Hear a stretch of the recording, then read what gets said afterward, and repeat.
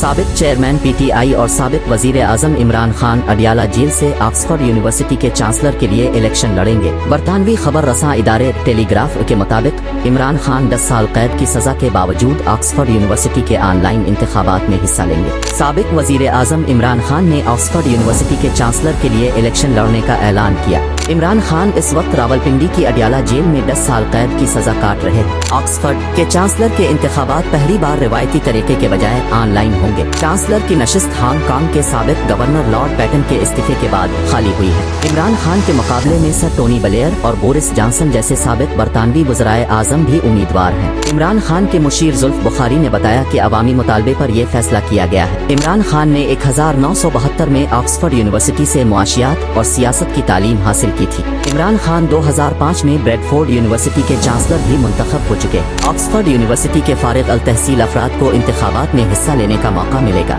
सियासतदानों को अमूमन Oxford university के चांसलर के ओहदे पर फाइज किया जाता है।